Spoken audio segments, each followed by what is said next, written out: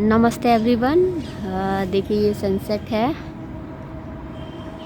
ये हमारा सनसेट जो है छत से भी दिखाई पड़ता है। और ये देखिए हमारा मोर है, आया हुआ है खाने खाने के लिए। यहाँ पे भी आता है, नीचे भी आता है। ये देखिए मेरा डुग्गू बैठा हुआ है, सो रहा है। सब धूप रहती है तो धूप में सोता है।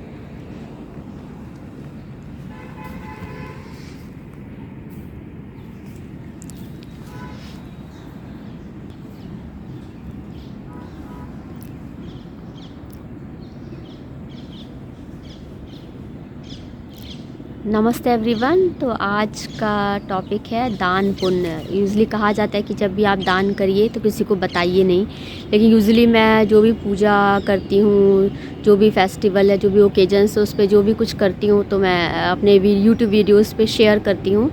तो इससे ये रहता है कि दूसरों को भी प्रेरणा मिलती है और हम बताते हैं कि किस तरह से हमें करना चाहिए। और हम ज़रूरी नहीं कि बहुत ही लार्ज स्केल पे करें। तो जैसे एक परिवार है तो हर परिवार को जो है कुछ अपना हिस्सा जो है वो दान पुण्य में लगाना चाहिए। ज़रूरतमंद की जो है हमेशा मदद करनी चाहिए। जो अपनी आप खुशी से दे सकते हैं वो आपको देना चाहिए। ज़रूरी नहीं है कि बहुत बड़ी बड़ी चीज़ें हम करें। हम छोटी छोटी चीज़ें भी साल भर में कई बार कर सकते हैं और जो है दूसरों को भी उत्साहित कर सकते हैं इस प्रकार से करने के लिए। तो अभी तक तो रहता था कि मैं कर रही थी, कि मैं जाती थी, मेरी मदर भी मेरे साथ जाती थी। लेकिन अब मैं सोच रही हूँ धीमे धीमे बच्चों से मैं करवा रही हूँ। तो अब की बार कार्तिक मास में जो है मेरा बेटा है अनंत और मेरा भतीजा है अक्षत, उसको मैंने भेजा मंदिर में फल डिस्ट्रीब्यूट करने के लिए। पंडित जी से उसने बात करी, हमने कहा तुम लोग जाओ, खुद से इंटरेक्ट करो, लोगों को प्रसाद बांटो।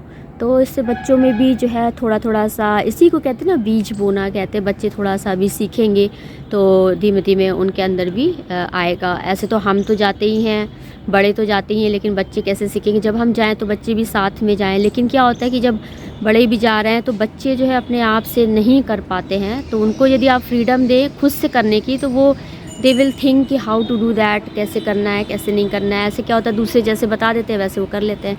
उनको खुद से जाने दीजिए, खुद से इंटरेक्ट करने दीजिए, खुद से करने दीजिए। तो इस तरह से चीज़ों का होता है। तो अब की कार्तिक मास में जो है पहले तो मतलब मेरी एक मेड थी हमारे यहाँ, जो सर्वेंट थे, तो उनको भी मैंने बुलाया। अब की इस कार्तिक मास में उन्हें मैंने साड़ी और वस्त्र और कुछ खाने का सामान भी दान में दिया।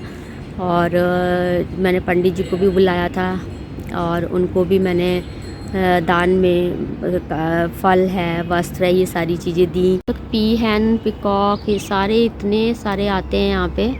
देखिए मोर जो है यहाँ पे डांस कर रहा है, मैं आपको दिखाती हूँ।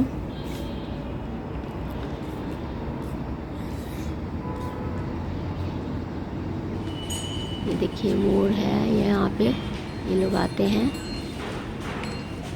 तो यूजुअली कहा जाता है कि जब घर में खाना बनता है या स्पेशली कहा जाता है जब रोटियां बनाई जाती हैं तो कहा जाता है कि पहली रोटी गाय को देनी चाहिए और आखिरी रोटी कुत्ते को देनी चाहिए, कुछ इस तरह से होता है। तो पहले जब हम रहते थे पुराने घर में, अभी तो मैं टाइप 4 में रह रही हूँ IIT कानपुर में, तो पहले हम टाइप 3 में थे। तो वहाँ पे जो भी हमारे यहाँ कार्य करने आता था तो उनसे मैं पूछती थी कि आप क्या गाय है क्या? तो जो भी सब्ज़ी की छिलके वगैरह निकलते थे फ्रूट्स के, तो मैं उनको दे देती थी कि आप गाय को दे दीजिएगा। उनको कभी कभी मैं रोटियां भी दे देती थी, तो वो जाती थी उनको खिला देती थी।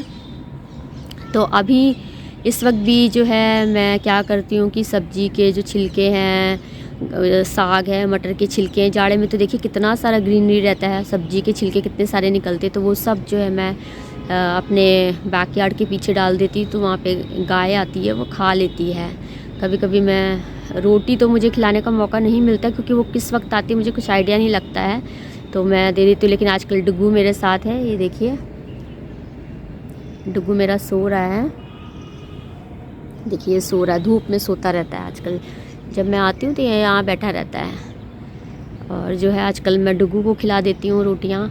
तो आज हमने प्लान किया कि क्यों ना हम जो है गायों को रोटियाँ और गुड़ खिलाएं।